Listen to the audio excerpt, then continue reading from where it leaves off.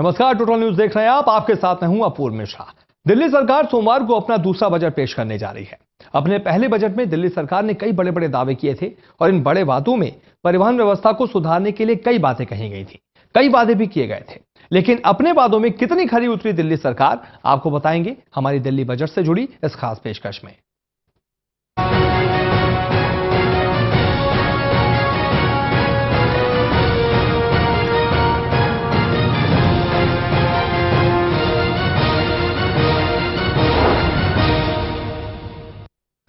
दिल्ली में आम आदमी पार्टी की सरकार अपना दूसरा बजट पेश करने जा रही है। बजट पेश होने से पहले ही सीएनजी को टैक्स के दायरे में लाने जैसी चर्चाएं तेज हो गई हैं। सरकार पिछले सालों के मुकाबले ज्यादा कर इकट्ठा करने की बात कर रही है, तो विपक्ष उस पर सवाल खड़े कर रही है, क्योंकि पिछले बजट में कही गई कई बातें अब तक हकीकत की जमीन से कोसों दूर हैं।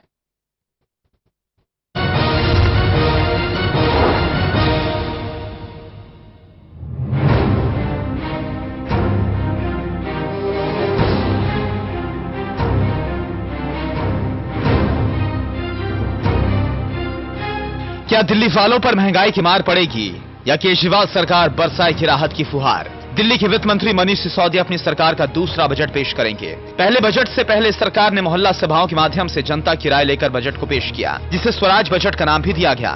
लेकिन साल भर के बाद ही हालात बदल गए। अब सरकार बजट के बाद जनता की राय लेने की बात कह रही है।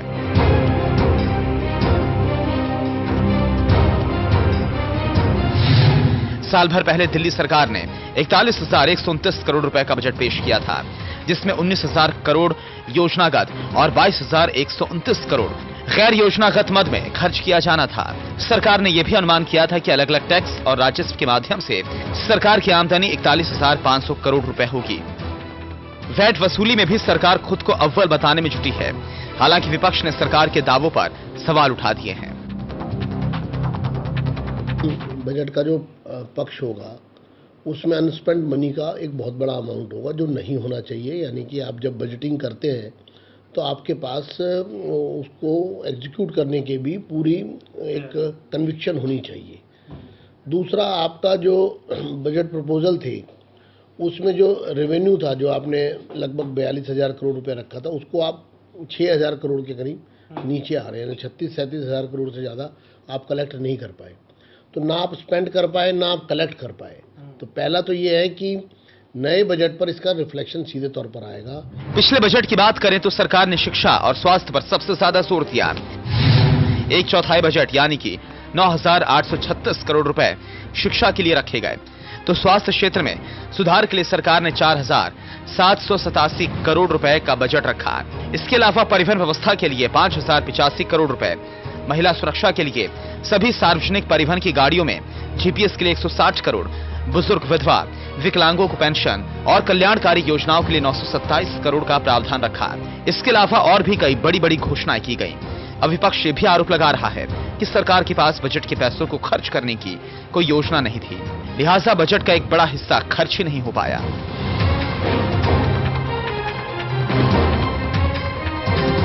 यानी पिछले वर्ष जो वर्तमान वर्ष जा रहा है उसमें आपने प्लान लेआउट में खर्चा ही नहीं किया। इसका मतलब आपने डेवलपमेंट ही नहीं किया।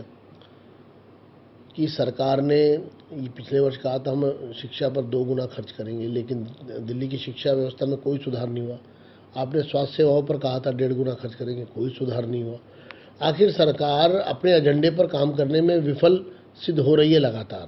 और जब सरकार के 1 वर्ष से निराशा की स्थिति उत्पन्न होती है तो फिर आगे हम किस बेस पर आशा हो, यह सरकार बताए। सरकार ने इस बार बजट से पहले किसानों के साथ पंचायत की और किसानों को यह भरोसा दिया गया कि बजट में उनके लिए नई घोषणा की जा सकती है। इसके अलावा सरकार ने सीधे नल से पानी पीने योग्य पानी देने की बात भी कही, लिहाजा क्षेत्र में भी नई घोषणाओं की उम्मीद है। हालांकि विपक्ष ने सरकार को अपने ही 70 पॉइंट एजेंडे की याद दिलाई। मैं ये उम्मीद करता हूं कि चुनाव से पहले उन्होंने जो वायदे करे, 70 पॉइंट का जो उनका एक पेपर था जिसके बिना पर वो चुनाव लड़े हैं, वो वायदे वो पूरे करें। और मैं ये भी चाहता हूं कि हमने जहां काम छोड़े थे डेवलपमेंट के, दिल्ली को 15 साल में एक खूबसूरत शहर बनाया था, उन कामों को आगे बढ़ना चाहिए। आज की तारीख में सारी चीज रुकी हुई है। बहरहाल सरकार का बजट पिटारे में बंद हो चुका है। अब इस पिटारे में किसके लिए खुशियां हैं, किसके लिए उपहार और किसके हाथ निराशा, ये तो बजट पेश होने के बाद ही साफ हो पाएगा। अपने पहले बजट में शिक्षा और स्वास्थ्य को सरकार ने प्राथमिकता दी, तो दूसरा बजट आते आते इस बात के संकेत मिल रहे हैं कि दिल्ली में सीएनजी के दाम बढ़ेंगे। ऊपर से विपक्ष के आरोप भी है कि सरकार ने पहले बजट में जो वादा किया था उस पर भी वो खरा नहीं उतर पाई है। ऐसे में सवाल कई हैं। अब ये तो बजट पेश होने के बाद ही साफ हो पाएगा कि सरकार ने विपक्ष के आरोपों और जनता की उम्मीदों पर खरा उतरने के लिए अपने पिटारे में क्या कुछ समेट के रखा है। दिल्ली से कैमरा पर्सन संदीप कामुंडा के साथ में विश्वजीत झा, टोटल न्यूज के लिए।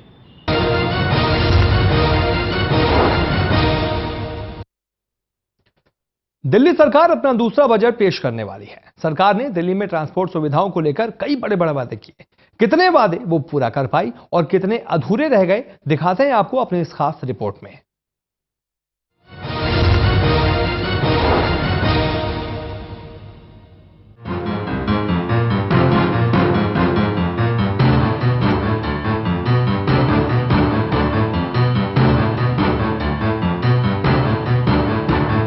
बीते साल 14 फरवरी को 67 सीटों के साथ अपनी सरकार बनाने वाले अरविंद केजरीवाल के वित्त मंत्री मनीष सिसोदिया ने जब बजट पेश किया तो सरकार का विजन सामने आ गया।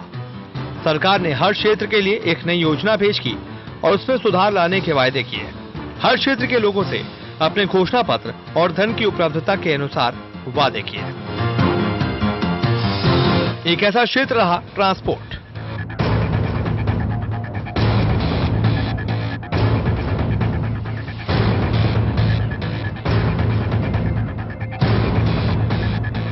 इस क्षेत्र में आने वाले सभी लोगों से दिल्ली की सरकार ने अपने बजट में एक नया वादा किया। अब 28 मार्च को दिल्ली के मुख्यमंत्री एक बार फिर से बजट पेश करने जा रहे हैं। लेकिन उस बजट के आने से पहले आज हम टटोलेंगे कि आखिर सरकार ने अपने पहले बजट में जो बातें कही थी वो पूरी हुई या नहीं। आइए एक एक कर जानते हैं कि DTC, auto rickshaw, e rickshaw और सरकार के बजट में कौन सा वादा पूरा हुआ है और कौन से वायदे पर काम शुरू हुआ और कहां से सरकार को मुंह की खानी पड़ी। आइए देखते हैं केजरीवाल सरकार के वायदों का हिस्सा। केजरीवाल सरकार जानती थी कि ट्रांसपोर्ट सेक्टर की योजनाएं बनाना तो आसान काम है, लेकिन उन योजनाओं को जमीन पर उतारना बेहद मुश्किल काम। इसलिए उसने इस सेक्टर के बजट को 23% बढ़ाते हुए 2015-16 के लिए 3,695 करोड़ रुपए आवंटित कर दिए, जिससे इस सेक्टर के विकास में पैसे की कमी आड़े न आए। दिल्ली सरकार के वित्त मंत्री मनीष सिसोदिया ने अपने भाषण में ट्रांसपोर्ट सेक्टर के भाषण की शुरुआत करते हुए कहा था कि जाने माने चिंतक एनेरिक पेनालोसा ने कहा था कि विकसित देश वो नहीं है जहां गरीबों के पास कार हो, बल्कि विकसित देश वो है जहां अमीर भी सार्वजनिक वाहन का इस्तेमाल करते हो। सार्वजनिक परिवहन को महत्ता देते हुए मनीष सिसोदिया ने इस सेक्टर के बजट में 23% का इजाफा करते हुए इसके प्लान बजट को 3,695 करोड़ कर दिया। साथ ही कुल बजट 5,085 करोड़ रुपए करने का प्रस्ताव पेश कर दिया। लेकिन इस समूचे बजट के साथ काम करते हुए सबसे महत्वपूर्ण ये है कि आखिर परिवहन मंत्री गोपाल राय क्या सोचते हैं। क्या वो अपने एक साल के काम से संतुष्ट हैं या नहीं? सुनिए क्या कहते हैं गोपाल राय। एक साल में जो काम होने चाहिए उससे ज्यादा सरकार ने काम किया है और जिस तरह का पूरा एक विकास का एक नया मॉडल दिल्ली सरकार ने स्थापित किया है, सहभागी विकास का, समग्र विकास का, हमें उम्मीद है कि वो नींव अब इस अगले बजट के बाद भवन की तरफ बढ़ेगी।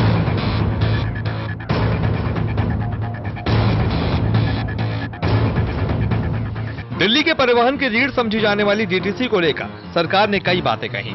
सरकार ने वायदा किया कि डीटीसी की हालत सुधारने के लिए वो इसके बेड़े में नई बसों को शामिल करेंगे, जिसमें 1,380 सेमी लो फ्लोर बसें, 500 मिनी बसें और क्लस्टर स्कीम के तहत 1,000 नई बसें जोड़ने की बात कही गई थी। यही नहीं, सरकार ने अपने बजट भाषण में विभिन्न विशेषताओं वाली 10,000 बसें सार्वजनिक और निजी भागीदारी के तहत लाने की बात भी कही थी। लेकिन क्या दिल्ली की सड़कों पर बसें आईं? आइए देखते हैं क्या हुआ सरकार के इन वायदों का।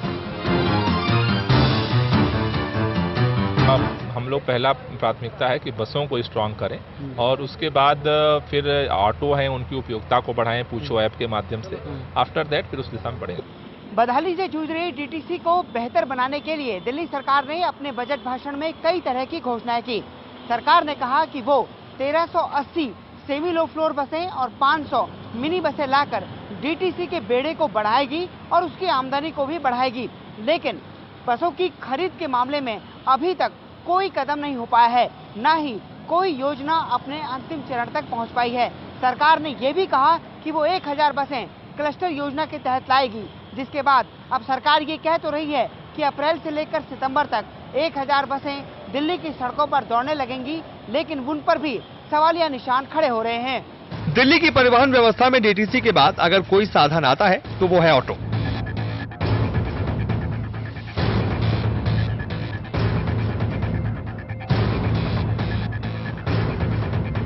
मनीष सिसोदिया ने विशेष तौर से ऑटो वालों के लिए बजट भाषण में घोषणा की कि वो 5000 नए ऑटो को परमिट जारी करेंगे। यही नहीं, द्वारका, रोहिणी सेक्टर 28 और नरेला में नए बस टर्मिनल बनाने का भी वादा किया था। साथ ही 1200 नए बस क्रू शेल्टर बनाने का वादा किया था। क्या हुआ इस वादे का, आइए देखते हैं। दिल्ली सरकार ने ऑटो वालों से भी अपने बजट में काफी वायदे किए। इन वायदों में सबसे बड़ा वायदा था 5500 नए ऑटो परमिट जारी करने का।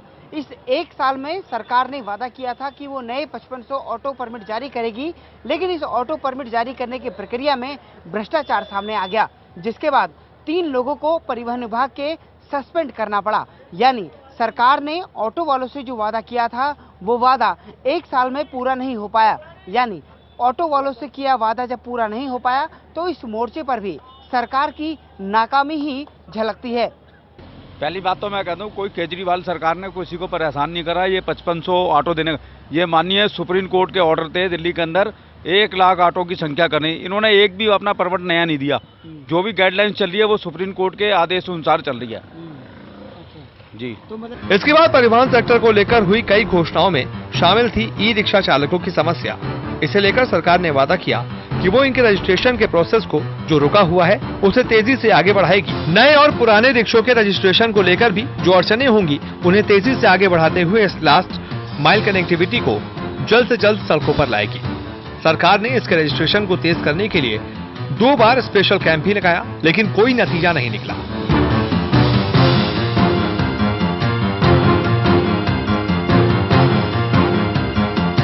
बीते वित्तीय वर्ष में सिर्फ 5000 से कुछ ज्यादा रिक्शे ही रजिस्टर्ड हो पाए हैं। यही नहीं, परिवहन मंत्री के दावों से परे खुद हमने ई रिक्शा चालकों से बात की। सुनिए क्या कहते हैं ई रिक्शा चालक। दिल्ली सरकार ने अपने बजट भाषण में रिक्शा चालकों के लिए, जो कि ई रिक्शा चालक हैं, इनके लिए भी एक घोषणा की थी। इनके लिए दिल्ली सरकार ने कहा था कि इनके रजिस्ट्रेशन की जो प्रोसेस है उसको तेज किया जाएगा। यहाँ पर कई सारे ई रिक्शा चालक हैं, इन्हीं से पूछते हैं, ये ई रिक्शा का रजिस्ट्रेशन हो रहा है, आसानी से होता है? नहीं होता ना। क्यों, क्या दिक्कत आ रही है? ये दिक्कत आ जाती है कि वो कहते हैं कि वो बिजली का बिल लेकर आओ, ये लेकर आओ, अब किसी पर नहीं हो तो वो कहाँ से रजिस्ट्रेशन हो गया है यहाँ पे? तो हमारा नया रिक्शा है ना ये। अच्छा, नए का आराम से हो रहा है? जी जी, नए का हो रहा है। जी, पुराने का नहीं हो रहा है? नहीं, पुराने का नहीं हो रहा। पुराने में दिक्कत हो रही है जी। अच्छा, तो देखिए अभी एक भाई साहब हो रहा है। अंकल, रजिस्ट्रेशन आराम से हो रहा है ई रिक्शे का? हाँ, रजिस्ट्रेशन हो रहा है आराम से, लेकिन जो अच्छी कंडीशन में उन्हीं का ही होगा ना। जैसे कि ये जो गाड़ी अब जो आई है ये काफ़ी हैवी गाड़ी है सेफ्टी के हिसाब से। जबकि जो 24,000 लोगों का रजिस्ट्रेशन हुआ था वो तो पुराने वाले रिक्शे ज्यादातर थे उसमें। हाँ, जो अच्छी कंडीशन में उन्हीं का ही हुआ था। जो बिल्कुल कंडम, नए का आराम से हो रहा है, पुराने का आराम से हो रहा है, पुराने का नहीं। जी, जो बिल्कुल कंडम हालत में है उनका तो वैसे भी। सरकार ने कहा था कि आप लोगों को सब्सिडी भी देगी नया रिक्शा खरीदने के लिए, तो मिली आपको? 15,000 दे रहे हैं। अभी तो खैर मैंने चेक नहीं जमा कराया, लेकिन कईयों से मैंने मालूम किया, उनको चेक में उनके मिली। हाँ जी, मिल रही है। यानी सरकार ने अपना वादा पूरा कर दिया है। बिल्कुल पूरा किया। तो देखिए यहाँ पर कुछ लोग हैं। हाँ बताइए, बंद होंगी? जी देखिए आपको सब्सिडी मिली क्या 15,000 रुपए की? नहीं, अभी नहीं मिली। अभी नहीं मिली। ये एक भाई साहब और भी हैं, इनसे ही पूछते हैं, 15,000 रुपए की सब्सिडी मिली आपको? अभी नहीं मिली। नहीं मिली? अभी थोड़ा टाइम लगेगा, अठोटी में जाके मिलेंगे वो। अच्छा, तो पता किया था उसके लिए क्या? अभी पता करा था मैंने, अठोटी में जाके मिलेंगे वो। अठोटी में जाके मिलेंगे। तो देखिए, जो काम हुआ सो हुआ, उसके लिए जनता भी कह रही है ई रिक्शों के रजिस्ट्रेशन का जो प्रोसेस है, जिसको लेकर सरकार ने वादा किया था, उसको लेकर नंबर ऑफ रजिस्ट्रेशन के जो ई रिक्शाज हैं उनका नंबर भले ही अब तक 5-6 हज़ार से ज़्यादा ना पहुंच पाया हो, लेकिन अब जो नए रिक्शे हैं उनके रजिस्ट्रेशन की रफ्तार काफ़ी तेज हो गई है। तो ऐसे में यानी अगर आपके पास नया रिक्शा है तो आप आराम से रजिस्टर करा सकते हैं, लेकिन पुराने रिक्शा चालकों की यही शिकायत है कि उनका रजिस्ट्रेशन अभी भी आसानी से नहीं हो रहा है, जबकि सरकार ने इनके लिए 2 बार स्पेशल कैंप तक लगा दिया है। इन घोषणाओं के परे सरकार ने संयुक्त सूचना प्रणाली विकसित करने का दावा किया था, जिस दावे को पूरा करते हुए सरकार ने पूछो ऐप को इस साल लॉन्च करने में कामयाब रही। इस ऐप के जरिए आप घर बैठे ऑटो टैक्सी, बस और पार्किंग में स्पेस की जानकारी ले सकते हैं। सरकार ने ये भी कहा कि वो वजीराबाद से लेकर विकासपुरी तक के 26 किलोमीटर के रूट को सिग्नल फ्री कर देगी, जिसमें सरकार 2 फ्लाईओवरों को खोल चुकी है, जबकि 2 को और खोला जाना है। इन्हीं निर्माणाधीन फ्लाईओवरों में एक का नाम है सिग्नेचर ब्रिज, जिसे लेकर सरकार ने कहा था कि वो इसे जून 2016 तक खोल देगी। क्या पूरा हुआ सरकार का ये वादा? इसका जायजा लिया हमारे संवाददाता ललित नारायण कांडपाल ने। दिल्ली सरकार ने अपने बजट घोषणा पत्र में सिग्नेचर ब्रिज को लेकर भी कई बातें कही। सरकार ने कहा कि इस ब्रिज को जून 2016 तक पूरा कर दिया जाएगा, लेकिन अब सरकार ने पिछले 2 महीने पहले जब पर्यटन मंत्री कपिल मिश्रा ने इसका दौरा किया तो उन्होंने कहा कि इसकी तारीख को हमने दिसंबर 2016 तक बढ़ा दिया है। यानी बजट घोषणा पत्र में केजरीवाल सरकार ने जो वादा किया कि सिग्नेचर ब्रिज को जून 2016 तक पूरा कर देगी, लेकिन आप इसकी स्थिति देख रहे हैं कि अभी भी इसका काफ़ी हद तक जो काम है वो निर्माणाधीन है और काफ़ी अभी तक पूरा होना बाकी है। ऐसे में सरकार अब ये कह तो रही है कि जून के बाद ये डेडलाइन उसने दिसंबर तो तय कर दी है, लेकिन दिसंबर तक भी पूरा हो पाए उसको लेकर कई तरह के सवाल खड़े हो रहे हैं। दरअसल ये वही पुल है जो शीला दीक्षित सरकार का ड्रीम प्रोजेक्ट माना जाता था, लेकिन शीला दीक्षित की 15 साल की सरकार के दौरान भी ये पुल पूरा ना हो पाया और उसके बाद जब केजरीवाल की सरकार बनी तो केजरीवाल सरकार ने वादा किया कि जून 2016 तक पूरा हो जाएगा, लेकिन अभी भी इसका काम धीरे धीरे ही आगे बढ़ रहा है और अब इसकी तारीख जो है वो दिसंबर 2016 कर दी गई है। यानी सिग्नेचर ब्रिज के मामले में भी सरकार ने जो घोषणा की वो उसका क्या जमीनी हकीकत में सच्चाई है, ये हमने आपको दिखाने की कोशिश की है। इन सभी कामों से पता चलता है कि सरकार ने जो वादे किए थे उनमें कितने पूरे हुए हैं और कितने पर काम चल रहा है। रिपोर्ट कार्ड कैसा है ये आप तय कीजिए, क्योंकि जनता के इन प्रतिनिधियों ने 4 साल बाद एक बार फिर आना आपकी ही शरण में है। कैमरा पर्सन शूरवीर के साथ ललित नारायण कांडपाल, टोटल न्यूज, दिल्ली।